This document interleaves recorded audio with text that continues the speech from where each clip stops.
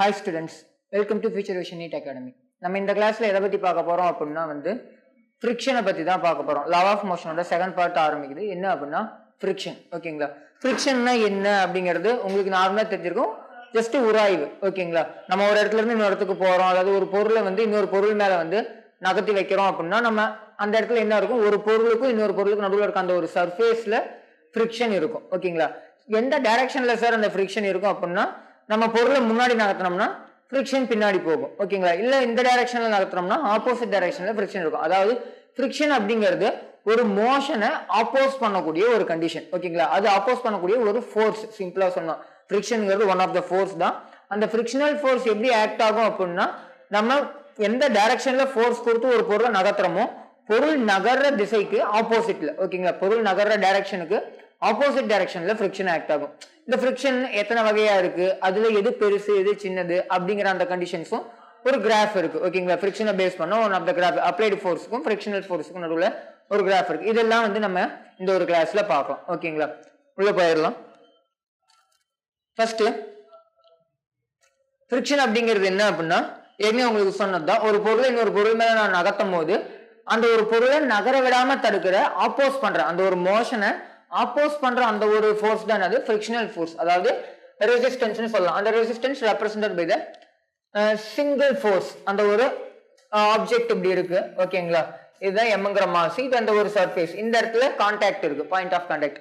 நான் இந்த டைரக்ஷன்ல ஃபோர்ஸ் அப்ளை பண்றேன் அப்படின்னா இதுக்கு ஆப்போசிட் டைரக்ஷன்ல என்ன உருவாகும், ஃப்ரிக்ஷனல் ஃபோர்ஸ் உருவாகும் அப்படிங்கறத சொல்றாங்க. அதே மாதிரி இந்த ஃப்ரிக்ஷனல் ஃபோர்ஸ் எப்படி சார் ஆக்ட் ஆகும் அப்படின்னா, அந்த ஒரு சர்ஃபேஸ், இதுதான் சர்ஃபேஸ், சர்ஃபேஸ்க்கு பேரலா இருக்கும். எப்படி இருக்கும், ஒண்ணு இப்படி இருக்கலாம் அல்லது இப்படி இருக்கலாம், பேரலல் அல்லது ஆன்டி பேரலல் இருக்கலாம். பொருள் எந்த பக்கம் நகருதோ அதுக்கு ஆப்போசிட் டைரக்ஷன்ல இருக்கும். இதுதான் அந்த சர்ஃபேஸ்னா, இந்த பக்கம் நகர்ந்துச்சுன்னா இந்த பக்கம் இருக்கும், ஒரு இந்த பக்கம் நகர்ந்துச்சுன்னா அந்த பக்கம் இருக்கும். ஓகேங்களா? அதுதான் அந்த ஃப்ரிக்ஷனல் ஃபோர்ஸ். இன்னொன்னு எப்படின்னா, டைரக்ஷன் எப்படி இருக்கும், opposite the direction of intended motion. அந்த ஒரு மோஷனோட ஆப்போசிட் டைரக்ஷன்ல இருக்கும்.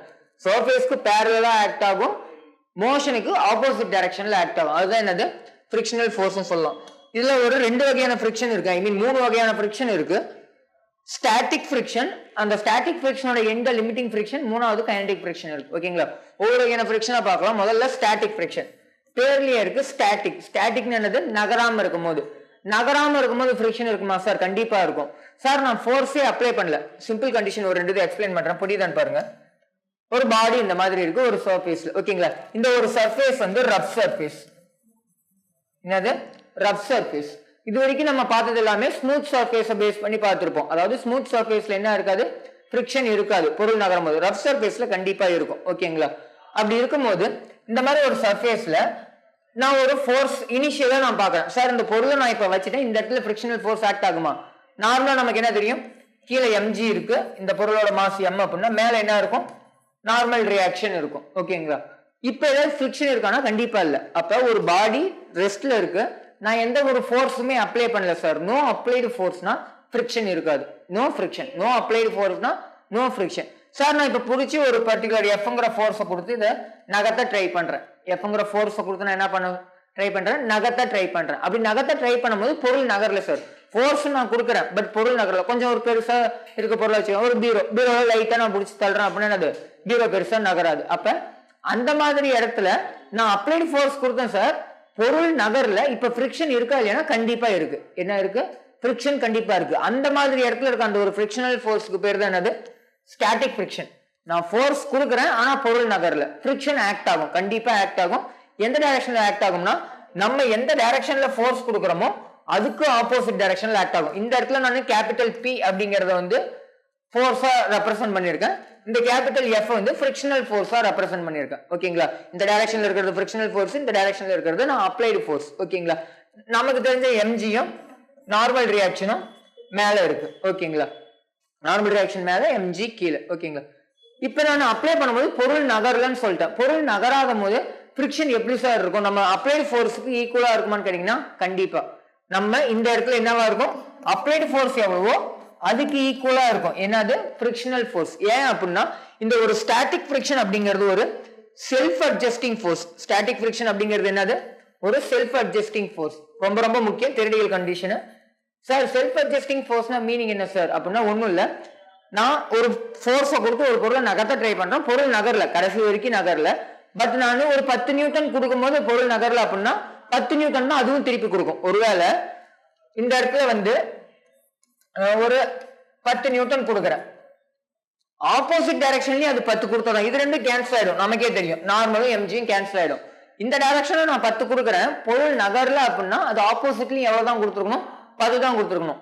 நான் இந்த டைரக்ஷன்ல 20 கொடுக்குறேன் சார், அப்பயுமே பொருள் நகரல அப்படின்னா ஆப்போசிட் டைரக்ஷன்ல எவ்வளவுதான் உருவாயிருக்கும், அதே 20 நியூட்டன் தான் உருவாயிருக்கும். அப்ப இந்த ஸ்டாட்டிக் ஃபிரிக்ஷன் அப்படிங்கிறது என்ன அப்படின்னா செல்ஃப் அட்ஜஸ்டிங் ஃபோர்ஸ். நம்ம எவ்வளவு ஃபோர்ஸ் கொடுக்குறோமோ அதுக்கு ஈக்குவலா கொடுக்கும். எப்ப வரைக்கும் அப்படின்னா கண்டிப்பா பொருள் நகராத வரைக்கும் மட்டும். பொருள் நகர்ந்துச்சுன்னா அது கண்டிப்பா மாறும், பொருள் நகர்ந்துச்சுன்னா என்ன ஆகும், அது மாறும். பொருள் நகராத வரைக்கும் நம்ம எவ்வளவு ஃபோர்ஸ் கொடுக்குறோமோ அதே ஃபோர்ஸ் தான் ஆப்போசிட் டைரக்ஷன்ல அந்த ஒரு ஃபிரிக்ஷனல் ஃபோர்ஸ் கொடுக்கும். அந்த மாதிரி ஃபிரிக்ஷனல் ஃபோர்ஸுக்கு பேர் தான் அது செல்ஃப் அட்ஜஸ்டிங் ஃபோர்ஸ் அப்படிங்கிற மாதிரி நம்ம சொல்லுவோம். ஓகேங்களா, ஜஸ்ட் மீதி இருக்க தியரிட்டிக்கல் கண்டென்ட்லாம் நீங்க அப்படியே பார்த்துக்குங்க. ஓகேங்களா, அடுத்தது லிமிட்டிங் ஃபிரிக்ஷன், ரொம்ப ரொம்ப முக்கியம்.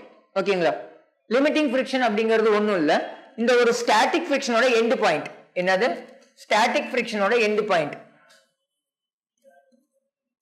ஓகேங்களா, மேல நார்மல் இருக்கும், கீழே எம்ஜி இருக்கும். ஓகேங்களா, இந்த டைரக்ஷன்ல நான் ஃபோர்ஸ் வந்து அப்ளைடு ஃபோர்ஸ் இருக்குன்னு வச்சுக்கலாம், applied force. Okay, applied force அந்த டைரக்ஷன்ல இருக்கு. சரி, லிமிட்டிங் ஃபிரிக்ஷன்னா என்ன சார் அப்படின்னா நம்ம புடிச்சு தள்ளுறோம், அந்த பீரோவை தள்ளுறேன், 10 நியூட்டன்ல கொடுத்து தள்ளுறேன், நகர்ல. 20 நியூட்டன் கொடுத்து நகர்த்துறேன், தள்ளல, ஐ மீன் நகர்ல. 30 கொடுக்கும் போது லைட்டா நகர ஆரம்பிக்குதுன்னு வச்சுக்கலாம் ஒரு பேச்சுக்கு. 30 கொடுக்கும் போது லைட்டா நகர ஆரம்பிக்குது. இந்த இடத்துல லிமிட்டிங் ஃபிரிக்ஷன்ங்கிறது என்ன அப்படின்னா எந்த ஒரு மேக்ஸிமம் அமௌண்ட் ஆஃப் ஃபோர்ஸ் வரைக்கும் அந்த பொருள் நகராம இருக்கு. நான் 10 கொடுத்தா நகர்ல, 20 கொடுத்தா நகர்ல, 29 கொடுத்தேன் சார் நகர்ல, 30 கொடுக்கும் போது நகருது அப்படின்னா அந்த 29 சொன்னல 29 வரைக்கும் அது நகரல, 30க்கு தான் நகர ஆரம்பிக்குது. அப்ப அந்த 29 நியூட்டன் அப்படிங்கறது இந்த இடத்துல என்னது, லிமிட்டிங் ஃபிரிக்ஷன், அதாவது maximum amount of static friction. ஓகேங்களா, maximum value of static friction நம்ம என்னன்னு சொல்லலாம், லிமிட்டிங் ஃபிரிக்ஷன் சொல்லலாம். ஓகேங்களா, ஜஸ்ட் அதுக்கான கண்டென்ட்ஸ் இங்க இருக்கு, என்னென்ன இருக்கு அப்படிங்கறத பாத்துறலாம் ஒண்ணுன்னா. அதாவது அப்ளைடு ஃபோர்ஸ் வந்து இன்க்ரீஸ் பண்ணும்போது நமக்கு என்ன ஆகும், ஸ்டாட்டிக் ஃபிரிக்ஷன் ஆல்சோ இன்க்ரீஸ் ஆகும். நம்ம அப்ளைடு ஃபோர்ஸ் வந்து ஒரு 10 கொடுத்தோம்னா லிமிட்டிங் ஃபிரிக்ஷனும் 10, 20 கொடுத்தோம்னா அந்த ஒரு ஐ மீன் ஸ்டாட்டிக் ஃபிரிக்ஷனும் 20, 30 கொடுத்தோம்னா static ஃபிரிக்ஷனும் 30.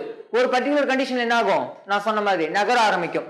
If the applied force exceeds a certain value, அந்த ஒரு மேக்ஸிமம் வேல்யூ, அந்த ஒரு அப்ளைடு ஃபோர்ஸ் ஒரு குறிப்பிட்ட வேல்யூவை தாண்டும் போது பாடி மூவ் ஆக ஸ்டார்ட் ஆச்சு அப்படின்னா ரொம்ப ரொம்ப முக்கியம், this maximum value of static friction up to which body does not move, பொருள் நகரக்கூடாது எது வரைக்கும் அப்படின்னா நான் கொடுக்குற ஒரு மேக்ஸிமம் வேல்யூ வரைக்கும். அப்ப அந்த ஒரு மேக்ஸிமம் வேல்யூ தான் என்னது, லிமிட்டிங் ஃபிரிக்ஷன். ஸ்டாட்டிக் ஃபிரிக்ஷனோட அந்த ஒரு மேக்ஸிமம் வேல்யூவான லிமிட்டிங் ஃபிரிக்ஷன், அந்த ஒரு ஃபிரிக்ஷனுக்கு பேரு லிமிட்டிங் ஃபிரிக்ஷன் அப்படின்னு சொல்லியிருக்காங்க. ஓகேங்களா, இதோட magnitude, the magnitude of limiting friction between any two bodies in contact is directly proportional to the normal reaction. அதாவது limiting friction FL நான் டெனோட் பண்ணிக்கிறேன், லிமிட்டிங் ஞாபகம் வச்சுக்கிறதுக்கு. FL வந்து எதுக்கு டைரக்ட்லி ப்ரொபோர்ஷனல்னா நார்மல் ரியாக்ஷனுக்கு டைரக்ட்லி ப்ரொபோர்ஷனல் சொல்லியிருக்காங்க. எதுக்கு டைரக்ட்லி ப்ரொபோர்ஷனல், நார்மல் ரியாக்ஷனுக்கு டைரக்ட்லி ப்ரொபோர்ஷனல்.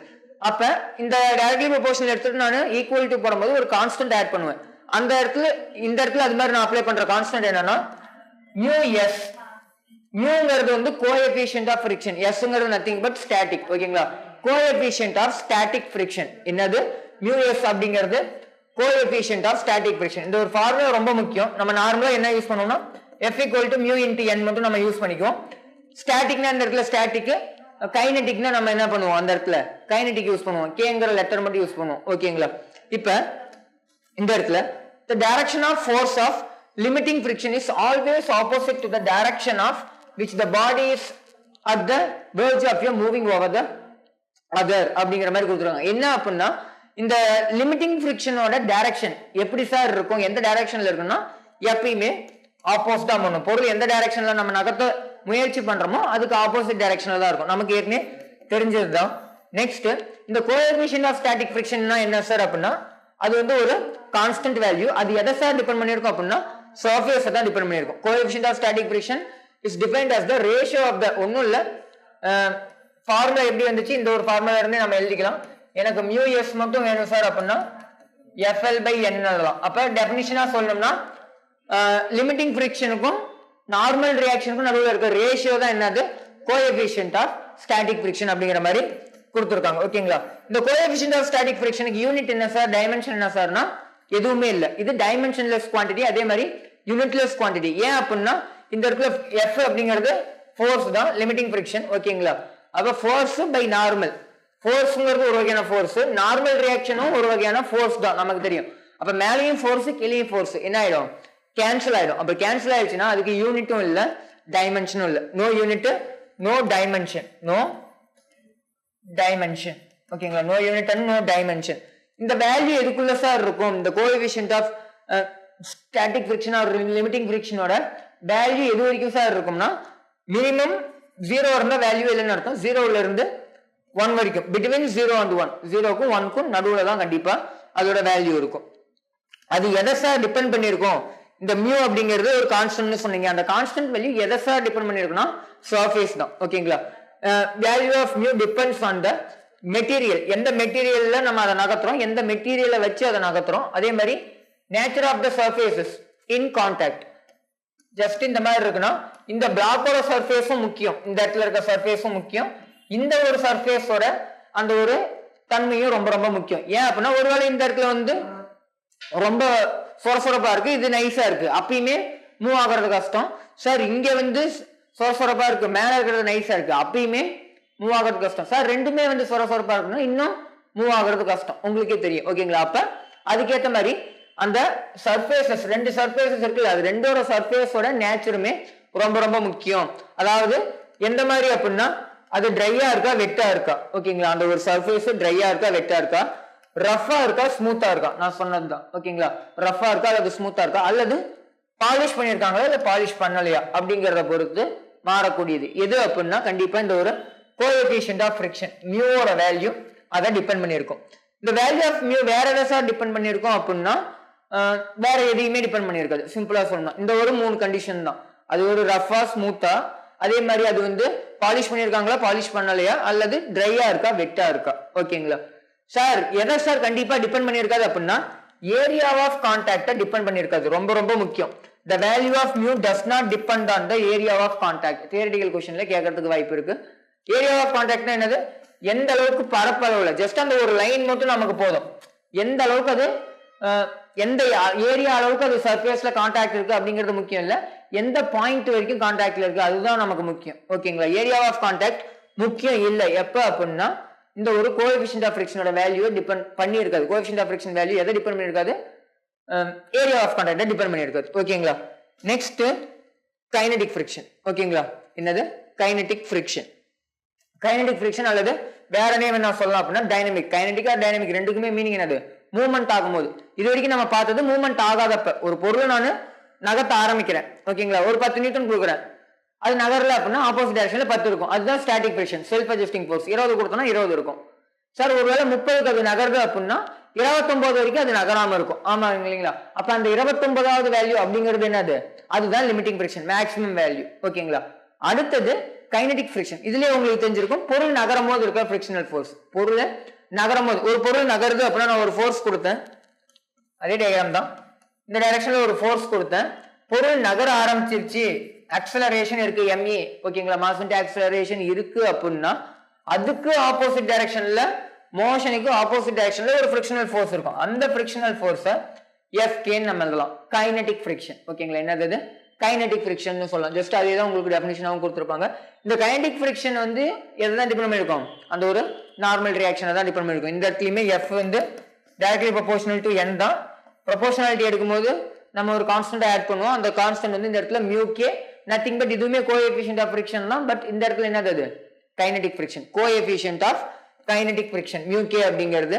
இந்த μk எதை சார் டிபெண்ட் பண்ணிருக்கும் அப்படின்னா இதுவுமே nature of the surfaces in contact தான் டிபெண்ட் பண்ணிருக்கும். ஓகேங்களா? இதுவுமே எதை தான் டிபெண்ட் பண்ணிருக்கும், nature of the surfaces in contact தான் டிபெண்ட் பண்ணிருக்கும். இந்த கைனடிக் ஃபிரிக்ஷனோட வேல்யூ எப்பயுமே எதை விட கம்மியா இருக்கும் அப்படின்னா லிமிட்டிங் ஃபிரிக்ஷனா கம்மியா இருக்கும். ரொம்ப ரொம்ப முக்கியமான பாயிண்ட். ஓகேங்களா? கைனடிக் ஃபிரிக்ஷன் எப்பயுமே லெசர் தென் லிமிட்டிங் ஃபிரிக்ஷன். அதாவது maximum amount of friction value எதுதான், லிமிட்டிங் ஃபிரிக்ஷன். ஸ்டாட்டிக் ஃபிரிக்ஷன் இல்ல, limiting friction maximum value. Limiting ஃபிரிக்ஷனை விட கம்மியா தான் இருக்கும் எது அப்படின்னா kinetic friction. Kinetic friction lesser than limiting friction அல்லது கோஎஃபிஷியன்ட் ஆஃப் இப்படியும் சொல்லலாம், கோஎஃபிஷியன்ட் ஆஃப் கைனடிக் ஃபிரிக்ஷன் எப்படி இருக்கும், கம்மியா இருக்கும். எதை கம்பேர் பண்ணும்போதுனா கோஎஃபிஷியன்ட் ஆஃப் ஸ்டாட்டிக் ஃபிரிக்ஷன். ஓகேங்களா, கோஎஃபிஷியன்ட் ஆஃப் ஸ்டாட்டிக் ஃபிரிக்ஷனை விட கம்மியா இருக்கும் அப்படின்னு சொல்லலாம். அதே இந்த இடத்துலயும் கொடுத்துருக்காங்க. அப்படி இருக்கும்போது கைனடிக் ஃபிரிக்ஷன் கம்மியா இருக்கு, லிமிட்டிங் ஃபிரிக்ஷன் அதிகமா இருக்கு அப்படிங்கும்போது இதுல இருந்து என்ன தெரியுது அப்படின்னா, நம்ம ஒரு பொருளை நகர்த்துறதுக்கு தான் அதிக ஃபோர்ஸ் தேவை, அதை நகர்த்திக்கிட்டே இருக்கிறதுக்கு அதிக ஃபோர்ஸ் தேவை. ஒரு பொருள் ரெஸ்ட்ல இருந்து நான் மூவ் பண்ணணும் சார், அப்ப நான் வந்து கொஞ்சம் அதிக ஃபோர்ஸ் கொடுத்து தள்ளுற மாதிரி இருக்கும். இதை நீங்க எக்ஸ்பீரியன்ஸே பண்ணலாம். அது மூவ் ஆக ஆரம்பிச்சிருச்சு அப்படின்னா நம்ம அதோட கொஞ்சம் கம்மி ஃபோர்ஸ் கொடுத்தாலே அதே வேகத்துல அதை நகர்த்த மெயின்டைன் பண்ண முடியும். உங்களுக்கு புரியும் நினைக்கிறேன். அதான் இந்த இடத்துல கொடுத்துருக்காங்க. thus we require more force to start a motion.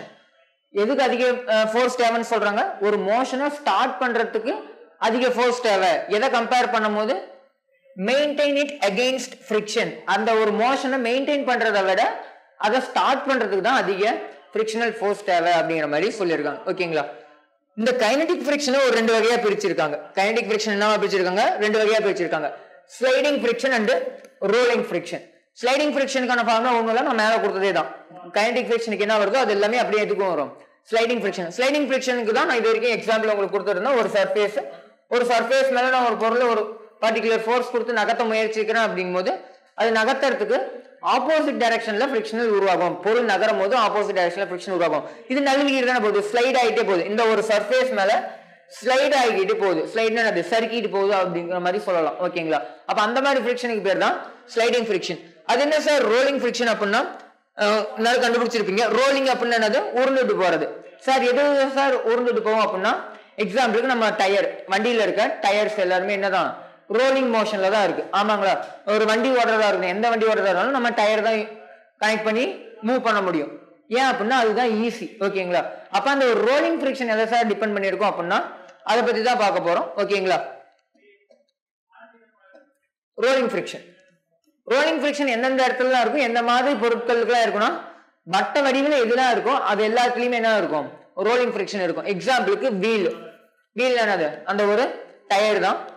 டிஸ்க்ங்கிறது என்னது, வட்ட வடிவில் இருக்க ஒரு தகடு அப்படிங்கிற மாதிரி சொல்லலாம்.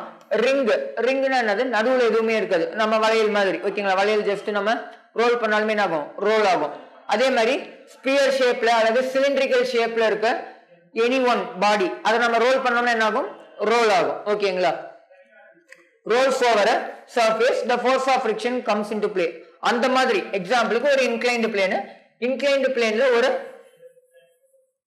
ஸ்பியர் இருக்குன்னு வச்சுக்கலாம். ஒரு ஸ்பியரை நான் என்ன பண்றேன், வைக்கிறேன். என்ன ஆகும், தேய்ச்சிக்கிட்டே வருமா உருண்டுகிட்டே வருமானா கண்டிப்பா உருண்டுகிட்டு தான் வரும், ரோல் ஆகிக்கிட்டே தான் வரும். அப்ப இந்த இடத்துல இருக்க ஃபிரிக்ஷன் மோஷன் ஆப்போசிட், இந்த டைரக்ஷன்ல ஒருவேளை பொருள் வருது அப்படின்னா ஆப்போசிட் டைரக்ஷன்ல இருக்க அந்த ஒரு ஃபிரிக்ஷனுக்கு பேரு ரோலிங் ஃபிரிக்ஷன். இந்த ரோலிங் கண்டிஷனை பத்தி நம்ம 5th சாப்டர்ல இன்னும் டீப்பா படிப்போம். ஓகேங்களா, இந்த ரோலிங் மோஷனை பத்தி நம்ம 5th சாப்டர்ல டீப்பா படிப்போம். அப்ப வந்து இதை பேஸ் பண்ண டிஃபரெண்ட் டைப்ஸ் ஆஃப் சம்ஸ் நம்ம அந்த இடத்துல பார்த்துக்கலாம். இந்த இடத்துல ஜஸ்ட் கண்டென்ட் மட்டும் பார்த்துக்கலாம். ஓகேங்களா, இந்த ரோலிங் ஃபிரிக்ஷன் எதுக்கு சார் டைரக்ட்லி ப்ரொபோர்ஷனல் அப்படின்னா, எப்பயும் போல நார்மல் ரியாக்ஷனுக்கு எல்லா ஃபிரிக்ஷனுமே எதுக்கு directly proportional, normal reaction directly proportional.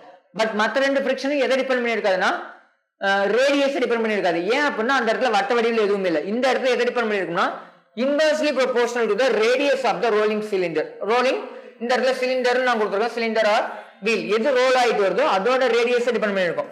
இந்த மாதிரி ஒரு சைஸ்ல இருக்குன்னா இதோட ரேடியஸ் என்னது ஆர்.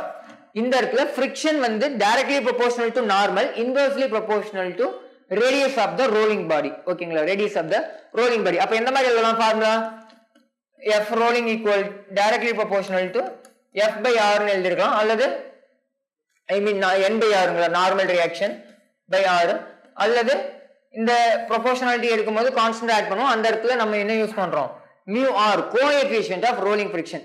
S னா ஸ்டாட்டிக் ஃபிரிக்ஷன், அல்லது L போட்டீங்கன்னா லிமிட்டிங் ஃபிரிக்ஷன். ரெண்டுமே மோஸ்ட்லி கோஎஃபிஷியன்ட் ஒன்று தான். அடுத்தது கைனடிக் K யூஸ் பண்ணுவோம், ரோலிங்க்கு R யூஸ் பண்ணுவோம். ஓகேங்களா, mu Rங்கிறது rolling friction, coefficient of rolling friction. இது வந்து எதை சார் டிபெண்ட் பண்ணியிருக்கோம், இதுக்கு யூனிட் இருக்கா டைமென்ஷன் இருக்கானா கண்டிப்பா இருக்கு. உங்களுக்கு கொஸ்டின்ல கோஎஃபிஷியன்ட் ஆஃப் ஃபிரிக்ஷனுக்கு யூனிட் இருக்கா அப்படின்னு கேட்டாங்கன்னா இல்ல, டைமென்ஷன் இருக்கா அப்படின்னு கேட்டா இல்ல. பர்டிகுலரா கோஎஃபிஷியன்ட் ஆஃப் ரோலிங் ஃபிரிக்ஷனுக்கு யூனிட் என்ன, டைமென்ஷன் என்னன்னு கேட்டீங்கன்னா யூனிட் வந்து மீட்டர், டைமென்ஷன் வந்து லென்த்ல வரும். ஓகேங்களா, m⁻0 L T⁻0. ஏன் அப்படின்னா ஜஸ்ட் இதுல பாருங்க, mu R எனக்கு வேணும் அப்படின்னா mu r equal to fr divided by n ன்னு வரும். இது ஒரு n-ங்கிறது ஒரு ஃபோர்ஸ், f-ங்கிறது ஒரு ஃபோர்ஸ், கேன்சல் ஆயிடும். மீதி என்ன இருக்கு? r radius. ரேடியஸ்னா ஆரம். ஓகேங்களா? அதோட யூனிட் என்னது? மீட்டர் தான். டைமென்ஷன், மீட்டர்னா டைமென்ஷன் l ல யூஸ் பண்ணுவோம். அப்ப இது என்ன டைமென்ஷன் கொண்டு இருக்கு? லென்த்தோட டைமென்ஷனையும் மீட்டர்ங்கிற யூனிட்டையும் கொண்டு இருக்கு. இது coefficient of rolling friction, not friction. எந்த ஒரு ஃபிரிக்ஷனா இருந்தாலும் சரி, எல்லாமே ஃபோர்ஸ் தான். எல்லா ஃபோர்ஸுமே என்னதான்? யூனிட் நியூட்டன் தான். ஓகேங்களா? அதே மாதிரி டைமென்ஷன் நம்ம அதுல இருந்து டெரைவ் பண்ணிக்குவோம். ஓகேங்களா? இந்த ஒரு ரோலிங் ஃபிரிக்ஷனை வந்து எதை கம்பேர் பண்ணும் போது கம்மி அப்படின்னா எல்லா ஃபிரிக்ஷனையுமே, எல்லா ஃபிரிக்ஷனோட கம்மி வேல்யூ இருக்கிறது எதுக்குதான்? இந்த ஒரு ரோலிங் ஃபிரிக்ஷன் தான். Rolling friction is often quite small as compared to the sliding friction. sliding friction compare பண்ணும்போது கம்மியா இருக்கு. sliding frictionோட எது பெருசு? limiting friction. அப்ப அதை விடவும் இது என்னதான் இருக்கும்? கம்மியா தான் இருக்கும். அப்ப limiting friction தான் பெருசு. அதுக்கு அடுத்தது kinetic friction அல்லது அந்த ஒரு sliding friction. அதோட சின்னதுதான் இது இந்த ஒரு rolling friction. that is why heavy loads are transported by placing a, அதாவது ஒண்ணும் இல்ல, ஒரு ட்ராலி அல்லது ஒரு வண்டியில வந்து நம்ம எதுக்கு டயரை யூஸ் பண்றோம்? ரோலிங் ஃபிரிக்ஷன் தான் ரொம்ப ரொம்ப கம்மி. அதாவது அந்த இடத்துல நகர்த்துறது ஈஸி. ஃபிரிக்ஷன் கம்மிங்கும் போது நமக்கு கம்மி ஃபோர்ஸ் இருந்தா போதும் அதை நகர்த்துறதுக்கு. சொல்றது புரியுதுங்களா? அந்த இடத்துல ரோலிங் ஃபிரிக்ஷன் கம்மிங்கும் போது நமக்கு கம்மி ஃபோர்ஸ் இருந்தா போதும் அதை நகர்த்துறதுக்கு. அதனாலதான் நம்மளால ஈஸியா என்ன பண்ண முடியுது? ஒரு பொருளை ஏதாவது ஒரு வண்டியில வச்சு எடுத்துட்டு போக முடியுது. இதே டயர் இல்ல அப்படின்னா நம்மளால என்ன பண்ண முடியாது? ஒரு பொருளை இன்னொரு இடத்துக்கு டிஸ்பிளேஸ் பண்றதுக்கு அதிக ஃபோர்ஸ் தேவைப்பட்டிருக்கும். சொல்றது புரியும்னு நினைக்கிறேன். ஓகேங்களா? அதே மாதிரி ரொம்ப முக்கியமான கண்டென்ட், இதுவுமே நமக்கு அந்த ஒரு 50 யூனிட்ல வரும். இந்த இடத்துல சும்மா சொல்லிடுறேன். ரோலிங் சர்ஃபேசஸ்ல வந்து கான்டாக்ட் இருக்க பாயிண்ட்ல, எக்ஸாம்பிளுக்கு இது சர்ஃபேஸ், சாரி சர்ஃபேஸ் இப்படி இருக்குன்னு வச்சுக்கலாம். ஓகேங்களா? இதுதான் அந்த ரோலிங் பாடி. இது வந்து ரஃப் சர்ஃபேஸ் எப்பயும் போல. ஓகேங்களா? Rough surface. இந்த பாயிண்ட் இருக்கு இல்லைங்களா? Point of contact. இதோட சென்டர்ல இருந்து பாயிண்ட் ஆஃப் கான்டாக்ட் ஒரு பர்டிகுலர் இன்ஸ்டன்ட்டுக்கு மட்டும் தான் அந்த பாயிண்ட் கான்டாக்ட்ல இருக்கும் ரோல் ஆகிட்டு வரும்போது. ஓகேங்களா? அப்ப அந்த ஒரு contact do not rub each other. இந்த பாயிண்ட் வந்து என்ன ஆகாது? தேய்ச்சிக்கிட்டு போகாது. ஜஸ்ட் பட்டுட்டு எந்திரிச்சு போயிடும். ஓகேங்களா? ஜஸ்ட் இது இப்படி இந்த டைரக்ஷன்ல ரோல் ஆகுது அப்படின்னா ஜஸ்ட் இப்படி சுத்தும் போது இந்த பாயிண்ட்டுக்கு வர்றது எல்லாமே என்ன ஆகும்? அந்த இடத்துல எதுவுமே ரப் ஆகாது. ஜஸ்ட் ஒன்னு உராசாது. அது ஜஸ்ட் பட்டுட்டு வந்துடும். ஓகேங்களா? அதுதான் சொல்லியிருக்காங்க. இந்த மாதிரி கண்டிஷன்ல இந்த பாயிண்ட்ல வெலாசிட்டி என்னன்னு கேட்டீங்கன்னா ஜீரோவா இருக்கும். வெலாசிட்டி என்னது இந்த இடத்துல? ஜீரோ. ஏன் அப்படிங்கிற கண்டிஷனை நம்ம 5th சாப்டர்ல பார்ப்போம். One of the previous year NEET questions இதை பேஸ் பண்ணி இருந்திருக்கு, தியரிட்டிக்கல் கொஸ்டின். ஓகேங்களா? இந்த பாயிண்ட்ல வெலாசிட்டி என்ன, இந்த பாயிண்ட்ல வெலாசிட்டி என்ன, அப்பர் பாயிண்ட்ல வெலாசிட்டி என்ன, ரோலிங் மோஷன்ல. ஓகேங்களா? இந்த பாயிண்ட்ல என்ன ஆகும் அப்படின்னா வெலாசிட்டி ஜீரோ ஆகும். ஏங்கிற கண்டிஷனை நம்ம பின்னாடி வர கிளாஸஸ்ல நம்ம பார்த்துக்கலாம். ஓகேங்களா? அடுத்தது கிராஃப். நம்ம இப்ப ஃபோர்ஸ், ஃபிரிக்ஷனல் ஃபோர்ஸ் பத்தி 3 ஃபோர்ஸும் பார்த்தாச்சு. அதாவது ஃபிரிக்ஷனல் ஃபோர்ஸ்ல ஸ்டாட்டிக், லிமிட்டிங், கைனடிக், கைனடிக்குள்ள ஸ்லைடிங் அண்ட் ரோலிங் பார்த்தாச்சு. ஓகேங்களா? இப்ப ஒரு கிராஃப் அப்ளைடு ஃபோர்ஸுக்கும் நான் கொடுக்குற ஃபோர்ஸ் இந்த டைரக்ஷன் எக்ஸ் ஆக்சிஸ்ல எடுத்துக்கிறேன், ஃபிரிக்ஷனல் ஃபோர்ஸோ ஒய் ஆக்சிஸ்ல எடுத்துக்கிறேன். என்ன சார் நடக்கும்? முதல்ல நீங்க இந்த கிராஃப் வந்து கீழே தியரி படிக்கணுங்கிற அவசியம் இல்லை. சொல்றத புரிஞ்சா போதும். ஜஸ்ட் அதை நீங்க நோட்ஸ்க்காக காப்பி பண்ணிக்கோங்க. ஓகேங்களா?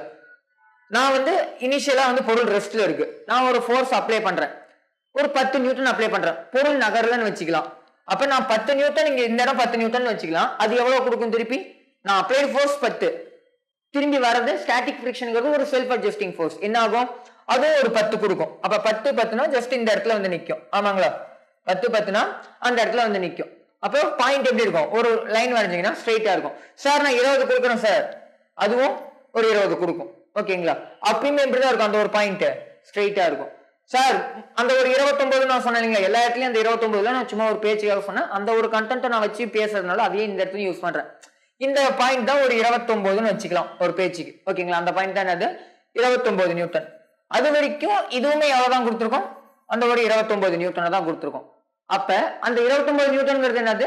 Maximum value. 30 கொடுக்கும்போது என்ன ஆயிடும்? அது நகர ஆரம்பிச்சிடும். அப்ப இந்த மேக்ஸிமம் வேல்யூ வரைக்கும், லிமிட்டிங் ஃபிரிக்ஷன் வரைக்கும் அப்ளைடு ஃபோர்ஸ் எப்படி இருக்கும்? ஸ்டாட்டிக் ஃபிரிக்ஷனுக்கு டைரக்ட்லி ப்ரொபோர்ஷனலா இருக்கும். அல்லது static friction is directly proportional to applied force. Static friction is directly proportional to applied force. ரொம்ப முக்கியம். நம்ம 10 கொடுத்தா 10, 20 கொடுத்தா 20, 30 கொடுத்தா 30, 40 கொடுத்தா 40. பொருள் நகராத வரைக்கும் அது எவ்வளவு தேவையோ அதுக்கேற்ற மாதிரி. அது லிமிட்டிங் ஃபிரிக்ஷனை டிபெண்ட் பண்ணியிருக்கும். ஓகேங்களா? அப்ப இந்த இடத்துல டைரக்ட்லி ப்ரொபோர்ஷனல் போது ஒரு ஸ்ட்ரெயிட் லைன் கிடைக்கும் கிராஃப். இந்த வரைக்கும் அப்ப என்ன இருக்கு, ஓல இருந்து ஏங்கிற பாயிண்ட் வரைக்கும் எதை குறிக்குது, ஸ்டாட்டிக் ஃபிரிக்ஷன்ங்கிற கண்டிஷன் குறிக்குது. இந்த பாயிண்ட் அட் பாயிண்ட் ஏ எதை குறிக்குது, அதுதான் மேக்ஸிமம் வேல்யூ இருக்கு, அதை தாண்டி என்னது கீழே வர ஆரம்பிச்சிருச்சு. அப்ப இந்த பாயிண்ட் ஏ மட்டும் என்ன சார் குறிக்குதுன்னா அதுதான் என்னது லிமிட்டிங் ஃபிரிக்ஷன். என்னது லிமிட்டிங் ஃபிரிக்ஷன். அந்த பாயிண்ட் ஏங்கிறது லிமிட்டிங் ஃபிரிக்ஷன். அதுக்கப்புறம் வேல்யூ கொஞ்சம் குறைஞ்சிருக்கு. நான் ஏற்கனவே சொன்னா லிமிட்டிங் ஃபிரிக்ஷன் தான் மேக்ஸிமம் வேல்யூ. கைனடிக் ஃபிரிக்ஷன்ங்கிறது கண்டிப்பா என்னது அதோட கொஞ்சம் கம்மியான வேல்யூ. கொஞ்சம் கம்மியாயிட்டு என்ன இருக்கு, பி டு சி என்னது கான்ஸ்டன்டா இருக்கு. அதாவது கைனடிக் ஃபிரிக்ஷன் என்ன பண்ணாது அப்படின்னா இந்த இடத்துல பொருள் நகர ஆரம்பிச்சிருச்சு. ஓகேங்களா, பி டு சிங்கிறது நத்திங் பட் இந்த இடத்துல கைனடிக் ஃபிரிக்ஷன். ஓகேங்களா, கைனடிக் ஃபிரிக்ஷன். கைனடிக் ஃபிரிக்ஷன் அப்ப பொருள் நகர ஆரம்பிக்குது அப்படிங்கும்போது பொருள் நகரும் போது நம்ம ஃபோர்ஸ் எவ்வளவு கொடுத்தாலும் கைனடிக் ஃபிரிக்ஷன் மாறாது. Kinetic friction does not depend on applied force. இதே ஸ்டாட்டிக் ஃபிரிக்ஷன் டிபெண்ட் ஆயிருக்குமா, கண்டிப்பா டிபெண்ட் ஆயிருக்கும். நான் 10 கொடுத்தனா 10 கொடுக்கும், 20 கொடுத்தனா 20 கொடுக்கும். அப்ளைடு ஃபோர்ஸ் டிபெண்ட் பண்ணது static friction. But kinetic friction அப்படிங்கிறது does not depend on applied force. பொருள் நகர ஆரம்பிச்சிருச்சு அப்படின்னா நீங்க எவ்வளவு வேகமா தள்ளினாலும் பொருள் வேகமா போகும். பொருள் வேகமா போகுமோ ஒழிய என்ன நடக்காது அப்படின்னா ஃபிரிக்ஷனல் ஃபோர்ஸ்ல எந்த மாற்றமும் இருக்காது. ஏன்னா அந்த இடத்துல இருக்கிற ஃபிரிக்ஷன் எதை டிபெண்ட் பண்ணுது, area of contact, I mean surfaces of the contact தான் டிபெண்ட் பண்ணிருக்கும். அதோட நேச்சர் ஆஃப் த கான்டாக்ட் தான் டிபெண்ட் பண்ணிருக்குமோ ஒழிய அப்ளைடு ஃபோர்ஸை டிபெண்ட் பண்ணிருக்காது. அப்ப ஆஃப்டர் மூவிங் பொருள் மூவ் ஆக ஆரம்பிச்சிருச்சு அப்படின்னா அதுக்கப்புறம் இருக்க அந்த ஒரு ஃபோர்ஸ்க்கு பேரு கைனடிக் ஃபிரிக்ஷன். அந்த கைனடிக் ஃபிரிக்ஷன் எதை டிபெண்ட் பண்ணிருக்காது, அப்ளைடு ஃபோர்ஸை டிபெண்ட் பண்ணிருக்காது. நம்ம எவ்வளவு வேகமா தள்ளனாலும் பொருள் தான் வேகமா போகுமோ ஒழிய அந்த சர்ஃபேஸ்ல இருக்க ஃபிரிக்ஷனல் ஃபோர்ஸ் மாறாது. அது ஆப்போஸ் பண்ற அந்த ஒரு வேல்யூ மாறாது. அப்ப அது வந்து என்னது அப்ளைடு ஃபோர்ஸ் இன்க்ரீஸ் ஆகுது. அப்ளைடு ஃபோர்ஸ் நான் மாத்திக்கிட்டே போறேன், பட் என்ன மாறல, ஃபிரிக்ஷனல் ஃபோர்ஸ் மாறவே இல்லை. ஜஸ்ட் இவ்வளவுதான் இந்த ஒரு கண்டென்ட். ஓகேங்களா, இந்த கிராஃப் வந்து அதுதான் எக்ஸ்பிளைன் பண்ணிருக்கோம். ஜஸ்ட் நீங்க இந்த ஒரு பார்ட்டை வந்து பாஸ் பண்ணி நோட் பண்ணிக்க. அதே கண்டென்ட்ஸ் நான் மேல என்ன சொன்னனோ அதே தான் வந்து உங்களுக்கு தியரிட்டிக்கலா கொடுத்துருக்கேன். ஓகேங்களா, நெக்ஸ்ட் சார் எல்லா இடத்துலயும் வந்து ஃபிரிக்ஷன் வந்து மோஷன் ஆப்போசிட்டா பண்ணுமா சார், அது வந்து காரணமா இருக்காதுன்னா சில இடத்துல காரணமாவும் இருக்கும். ஓகேங்களா, சில இடத்துல மட்டும் என்னவா இருக்கும், காரணமா இருக்கும். ஒரு பொருள் நகர்றதுக்கு காரணமா இருக்கும். ஓகேங்களா, எந்த மாதிரி இடம் அப்படின்னு பார்க்கலாம். அதாவது ஜென்ரலா என்ன இருக்கும், மிஸ்கான்செப்ஷன், அதாவது எல்லா இடத்துலயுமே ஆப்போசிட் தான் பண்ணுது அப்படின்னு நார்மலா நடக்கிறதுக்கு சொல்றதுக்கு வாய்ப்பு இருக்கு. பட் சில இடத்துல ஆல்வேஸ் ஆப்போசிட் மோஷன்லாம் இல்ல. ஓகேங்களா, சில இடத்துல என்ன ஆகும் அப்படின்னா மோஷனுக்கு வந்து எப்பயும் ஆப்போஸ் பண்ணும், பட் சில இடத்துல மெனி கேசஸ்ல வந்து காஸ் ஆஃப் த மோஷனாவும் இருக்கு. ஓகேங்களா, cause of the motion meaning என்னது, அந்த ஒரு மோஷனுக்கு காரணமாவும் இருக்கு. எக்ஸாம்பிளுக்கு நம்ம நடக்கிறது, வண்டி ஓட்டுறது, இது எல்லாமே வந்து ஃபிரிக்ஷன்னால தான் நடக்குது. ஃபிரிக்ஷன் இல்ல சார், அந்த ஒரு சர்ஃபேஸ்ல ஃபிரிக்ஷன் இல்ல, நான் நடக்கிறேன், ஃபிரிக்ஷன் இல்லைன்னா விழுந்துருவேன், வலிக்கு விட்டு விழுந்துருவேன், ஸ்லிப் ஆயிடுவேன். என்ன நடக்குது அப்படின்னா ஒண்ணும் இல்ல, ஜஸ்ட் இந்த டயக்ராம பாருங்க. நான் வந்து நகர்றேன் அப்படின்னா தரையை வந்து இந்த டைரக்ஷன்ல புஷ் பண்ணுவேன். ஆமாங்களா, இந்த டைரக்ஷன்ல நான் புஷ் பண்ணுவேன், ஆக்ஷன் ஆர் சம்திங். ஓகேங்களா, இந்த டைரக்ஷன்ங்கிறது ஜஸ்ட் ஐ மீன் எக்ஸாக்ட்லி இந்த டைரக்ஷன் இருக்காது, ஜஸ்ட் தரையை நான் புஷ் பண்றது இந்த டைரக்ஷன்ல இருக்கும். ஓகேங்களா, அதை ஆப்போஸ் பண்றோமா நார்மல் ரியாக்ஷனை வச்சு. ஓகேங்களா, நார்மல் ரியாக்ஷன் இந்த இடத்துல சாயும் இல்லைங்களா, அது மூலியமா என்ன கிரியேட் ஆகும், ஃபிரிக்ஷனல் ஃபோர்ஸ் கிரியேட் ஆகும் நம்ம தள்ளுறதுனால. ஓகேங்களா, அப்ப தள்ளும் போது அந்த ஃபிரிக்ஷனல் ஃபோர்ஸ் இப்படி உருவாகி, ஓகேங்களா, ஃபிரிக்ஷனல் ஃபோர்ஸ் உருவாகி இந்த டைரக்ஷன்ல தான் நம்ம மோதுறோம். ஓகேங்களா, நான் இந்த டைரக்ஷன்ல ஆக்ஷன் இருக்கு, அப்ப ரியாக்ஷன் என்ன இருக்கும், சம்திங் இந்த டைரக்ஷன்ல தான் இருக்கும். ஆக்ஷனுக்கு ஆப்போசிட் டைரக்ஷன்ல தான் என்ன இருக்கும், ரியாக்ஷன் இருக்கும், நியூட்டன்ஸ் தேர்ட்ல. ஓகேங்களா, அப்ப நான் இந்த டைரக்ஷன்ல தள்ளுறேன் அப்படின்னா ஃபிரிக்ஷன் கண்டிப்பா எந்த டைரக்ஷன்ல தான் இருக்கும், இந்த டைரக்ஷன்ல தான் இருக்கும். அப்ப நான் நகர்றதும் இந்த டைரக்ஷன் தான், ஃபிரிக்ஷன் இந்த இடத்துல ஆக்ட் ஆகுறது எந்த டைரக்ஷன், இந்த டைரக்ஷன்ல தான் ஃபிரிக்ஷன் ஆக்ட் ஆகாது. அப்ப எந்த டைரக்ஷன்ல பொருள் நகருதோ அந்த டைரக்ஷன்ல ஏதாவது இருந்துச்சு அப்படின்னா அது காசு தானே, அந்த ஒரு பொருள் நகரத்துக்கு அந்த ஃபோர்ஸ் தான் காரணம் நம்ம சொல்லுவோம். ஆமாங்களா, அப்ப இந்த இடத்துல என்ன சொல்லலாம், ஃபிரிக்ஷனல் ஃபோர்ஸ் தான் ஒருத்தர் நகரத்துக்கு காரணமா இருக்கு. ஃபிரிக்ஷன் மட்டுமான்னு கேட்டீங்கன்னா கண்டிப்பா இல்ல, நார்மல் ரியாக்ஷனும். ஓகேங்களா, இந்த கண்டிஷன் நம்ம நார்மலை பத்தி பார்க்கும்போது பார்த்துருக்கோம். ஓகேங்களா, நார்மல் ரியாக்ஷனும் காரணம், பட் ஃபிரிக்ஷனுமே காரணம். எதுக்கு அப்படின்னா அந்த இடத்துல ஒருத்தர் நகர்றதுக்கு. இதேதான் நம்ம வண்டி ஓட்டும் போது நடக்குது. ஒரு சைக்கிளோ அல்லது ஒரு பைக்கோ ஓட்டும் போதோ என்ன ஆகுது, டயர் வந்து பின்னாடி தள்ளுது. எதை அந்த ஒரு ஃபோர்ஸ் கொடுக்கும்போது டயர் வந்து என்ன பண்ணுது, சர்ஃபேஸ் பின்னாடி தள்ளுது, சர்ஃபேஸ் வந்து டயரை முன்னாடி தள்ளுது. ஓகேங்களா, அந்த பர்பஸ் தான் எங்க நடக்குது, நம்மளோட அந்த ஒரு வெஹிக்கிள் வந்து மூவ் ஆகிற இடத்துலயும் நடக்குது. சார் வேற என்ன சார் எக்ஸாம்பிள் சொல்லலாம் அப்படின்னா, இது ஒரு நல்ல எக்ஸாம்பிள். டயர் இந்த இடத்துல ஓகே, இது பிரச்சனை இல்லை, இது இப்ப சொல்லிட்டேன். மேல ஒரு பொருளை வச்சிருக்கேன், இந்த மாதிரி ஒரு கார்ல மேல ஒரு பார்ட்ல ஒரு பொருளை வச்சிருக்கேன். ஓகேங்களா, அப்படி வச்சிருக்கும் போது இந்த பொருள் நான் உள்ள வச்சுட்டேன், நான் இந்த டைரக்ஷன்ல போறேன் அப்படின்னா பொருள் அங்கேயே இருக்கு. ஓகேங்களா, பொருள் அந்த டைரக்ஷன்லயே போகுது அப்படின்னா ஒரு பேச்சுக்கு, ஓகேங்களா, நான் இந்த டைரக்ஷன்ல நகர்றேன். இந்த டைரக்ஷன்ல நகரும் போது இந்த பொருள் ஏன் இந்த பக்கம் விழல, ஓகேங்களா, இந்த பொருள் ஏன் இந்த பக்கம் விழல அப்படின்னு கேட்டீங்கன்னா அந்த இடத்துல இருக்கிற ஃபிரிக்ஷனல் ஃபோர்ஸ் தான். அந்த இடத்துல இருக்கிற ஃபிரிக்ஷனல் ஃபோர்ஸ் தான். ஏன் சார் எப்படி சொல்றீங்க அப்படின்னு கேட்டீங்கன்னா நல்லா கவனிங்க. இந்த டைரக்ஷன்ல பொருள் போகுது, அந்த பொருள் மேல ஒரு பொருள் இருக்கு. இது ஆக்சிலரேட்டட் மோஷன். இந்த டைரக்ஷன்ல ஆக்சிலரேஷன் இருக்குது, ஆக்சிலரேட்டட் மோஷன். ஆக்சிலரேஷனுக்கு ஆப்போசிட் டைரக்ஷன்ல என்ன ஆக்ட் ஆகும்? சூடோ ஃபோர்ஸ் ஆக்ட் ஆகும், MA. இந்த டைரக்ஷன்ல ஆக்சிலரேஷன்னா அதுக்கு ஆப்போசிட் டைரக்ஷன்ல என்ன ஆக்ட் ஆகும்? சூடோ ஃபோர்ஸ் ஆக்ட் ஆகும். ஓகேங்களா, இந்த டைரக்ஷன்ல சூடோ ஃபோர்ஸ் ஆக்ட் ஆகுதுன்னா அதுக்கு ஆப்போசிட் டைரக்ஷன் அதை பேலன்ஸ் பண்றதுக்கு என்ன ஆக்ட் ஆகணும்? கண்டிப்பா ஃபிரிக்ஷனல் ஃபோர்ஸ் ஆக்ட் ஆகணும். அப்ப பொருள் இந்த டைரக்ஷன்ல நகருது, சூடோ ஃபோர்ஸ் இந்த பக்கம் பிடிச்சி தள்ளுது. ஓகேங்களா, அது ஆனா அந்த பக்கம் உழுவுல, அது அந்த பக்கம் உழுவுல. என்ன பண்ணுது? இந்த சர்ஃபேஸ்லயே இருக்கு. அப்படி சர்ஃபேஸ்ல இருக்கிறதுக்கு காரணம் என்னது? இந்த இடத்துல அதுக்கு ஆப்போசிட் டைரக்ஷன்ல உருவாகிற ஃபிரிக்ஷன் தான். அது ஸ்டாட்டிக் ஃபிரிக்ஷன். இந்த இடத்துல ஏன்னா அது நகரல இல்லைங்களா, அப்ப அந்த இடத்துல உருவாகிற ஃபிரிக்ஷன் என்னது? Static friction, μmg. அந்த ஸ்டாட்டிக் ஃபிரிக்ஷனால என்ன காரணமா இருக்கு? அந்த இடத்துல அந்த ஒரு பொருள் கீழே விழாம இருக்கு. எந்த டைம்ல இந்த MA ஓட வேல்யூ, சூடோ ஃபோர்ஸோட வேல்யூ இந்த μmg விட அதிகமா ஆகுதோ, எந்த இடத்துல MA ஓட வேல்யூ μmg விட அதிகமாக ஆரம்பிக்குதோ அப்ப என்ன ஆகும்? கண்டிப்பா பொருள் பின்னாடி நகர ஆரம்பிச்சிடும். ஓகேங்களா, அந்த கண்டிஷன் தான் இங்க கொடுத்துருக்காங்க. அப்ப இந்த கண்டிஷன்ஸ் மூலமா என்ன தெரியுது அப்படின்னா எல்லா இடத்துலயும் ஆப்போஸ் பண்றது இல்ல ஃபிரிக்ஷன், சில இடத்துல மோஷனுக்கு காசாவும் இருக்கு. ஓகேங்களா, ரொம்ப முக்கியமான பாயிண்ட். இதை பேஸ் பண்ணியும் சம்ஸ் இருக்கு. ஓகேங்களா, நெக்ஸ்ட் கிளாஸ்ல நம்ம எதை பத்தி பார்க்கலாம் அப்படின்னா ஜஸ்ட் ஃபிரிக்ஷன்லாம் என்னன்னு இதுல பார்த்தாச்சு. அடுத்த கிளாஸ்ல வந்து நம்ம ஃபிரிக்ஷனோட அட்வான்டேஜஸ், அதே மாதிரி ஃபிரிக்ஷனை எப்படி நம்ம குறைக்கலாம், ஓகேங்களா, ஒரு இடத்துல ஃபிரிக்ஷனை எப்படி இன்க்ரீஸ் பண்ணலாம், இந்த மாதிரி தியரிட்டிக்கல் கண்டென்ட் எல்லாம் பார்த்துட்டு அதுக்கப்புறம் சம் பேஸ்ட்ல எந்த மாதிரி FBD எல்லாம் தேவைப்படும், எந்த மாதிரி கண்டிஷனுக்குலாம் ஃபிரிக்ஷன் எங்க ஆக்ட் ஆகுது அப்படிங்கறது தேவைப்படும் அப்படிங்கறத நெக்ஸ்ட் கிளாஸ்ல நம்ம பார்த்துக்கலாம். ஓகேங்களா, thank you. Future Vision Study Center, SKS Hospital Road, opposite to Hotel Lakshmi Prakash, near New Bus Stand, Salem. Cell 90420 30163.